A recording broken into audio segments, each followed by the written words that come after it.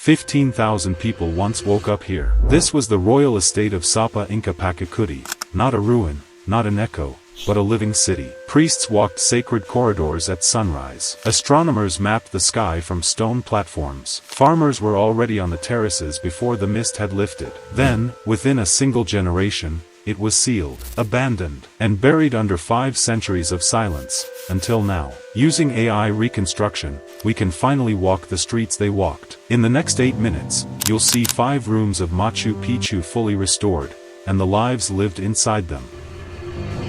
Look closely at these walls. Every single stone you see in this reconstruction was placed with an intention that goes far beyond shelter. The architects of Machu Picchu did not simply build a city, they sculpted a conversation between earth and sky. Without a single drop of mortar, these massive granite blocks were cut and fitted so precisely that not even the blade of a knife could pass between them. The walls did not just stand, they endured earthquakes, altitude, and centuries of silence, and they still stand today. But the engineering was only half the miracle. The orientation of every structure was deliberate, astronomical, and deeply sacred. The Temple of the Sun was positioned so that during the winter solstice, the first light of dawn would pour through its trapezoidal window and fall in a perfect beam across the sacred stone altar within. This was not coincidence. This was mastery. The Intihuatana stone, whose name translates as the place where the sun is tied, was carved directly from the mountain bedrock, anchoring the sun itself to the earth in Inca cosmology. This city was built to mirror the heavens above and to commune,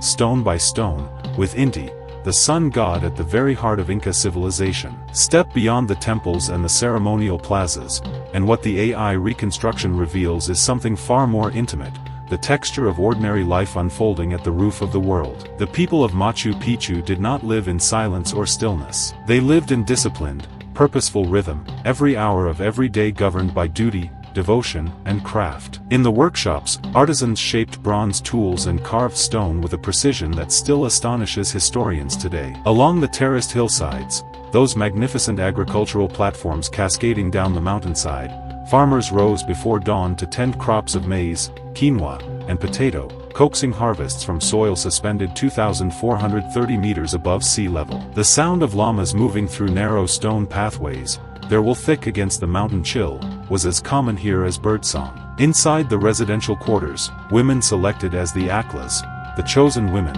wove sacred textiles of extraordinary complexity. These were not mere garments. They were living documents of status, ceremony, and devotion, offered to temples and nobility alike. Every corner of this city hummed with productive life. The reconstruction does not show us a monument. It shows us a community, working, weaving, farming, and worshipping in complete, breathtaking harmony with the mountain beneath their feet. At the very center of this reconstructed city, where stone pathways converge and the mountain air carries the faint trace of ceremonial incense, stood the structures that made Machu Picchu not merely a settlement, but a seat of sacred power. Here, the boundaries between governance, astronomy, and religion did not simply overlap. They were, in the Inca worldview, one and the same. The Intihuatana stone rises from the highest point of the city, a carved ritual pillar emerging directly from the living bedrock of the mountain. Priests gathered here at precise astronomical moments, performing ceremonies that were believed to anchor the movement of the sun itself, ensuring the continuation of harvests, seasons, and cosmic order. To stand before it was to stand at the axis of the Inca universe. Below it, the Temple of the Sun curved in a rare, precisely engineered semicircle, its walls absorbing the first golden light of solstice mornings in a blaze of deliberate, sacred illumination. And within the room of the 3 windows, the 3 great openings were believed to represent the 3 worlds of Inca cosmology, the heavens, the earth, and the underworld. These were not silent monuments. They were active, breathing centers of ceremony, where the Sapa Inca's authority, the priest's knowledge, and the people's devotion converged into a single, magnificent act of civilizational will. But even the most magnificently constructed civilizations carry within them the seeds of their own dissolution. And for Machu Picchu, the unraveling did not arrive with the thunder of approaching armies or the crash of collapsing walls. It arrived quietly, invisibly, carried on the wind from the great Inca capital of Cusco, where the world the Inca had known for generations was being torn apart at its foundations. The Spanish conquest sent shockwaves through every corridor of the Inca Empire. The Sapa Inca,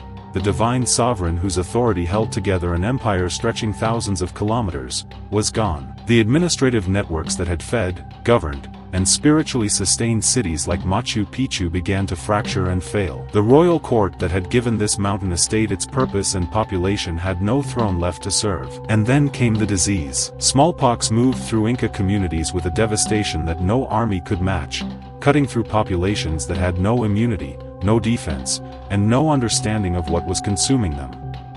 The priests, the astronomers, the weavers, and the farmers, the very people whose daily lives filled these stone corridors with meaning, began to disappear.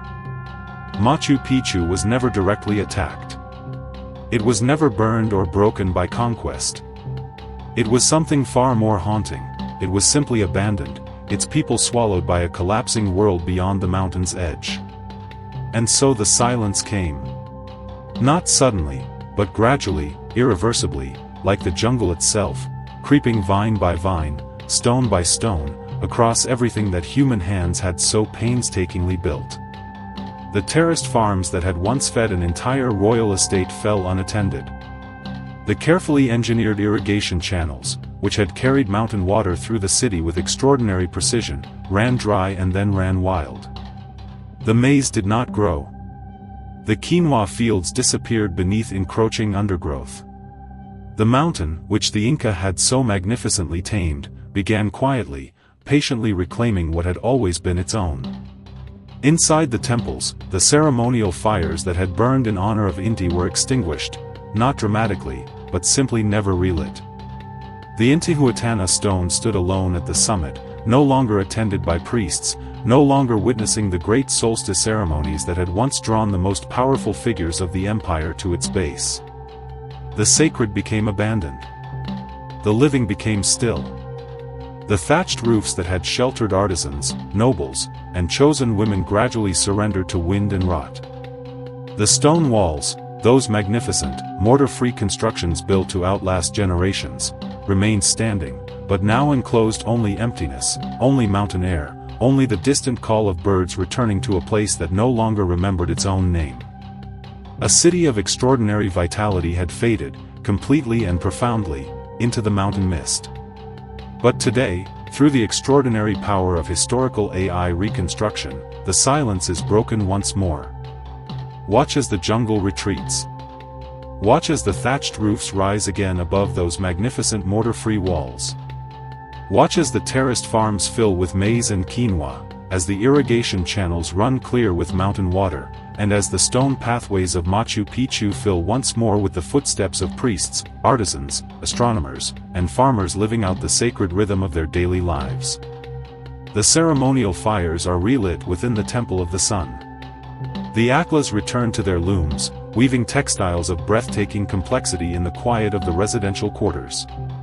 The llamas move through the narrow stone corridors as the first light of a solstice dawn pours through the trapezoidal window in a perfect, deliberate beam of golden illumination.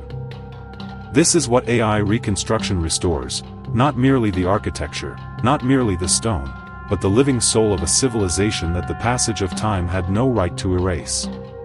Every cobblestone, every ceremonial altar, every carefully tended terrace speaks now with a clarity that centuries of silence had buried. Machu Picchu was never just a ruin waiting to be discovered. It was a sacred, breathing city waiting to be remembered.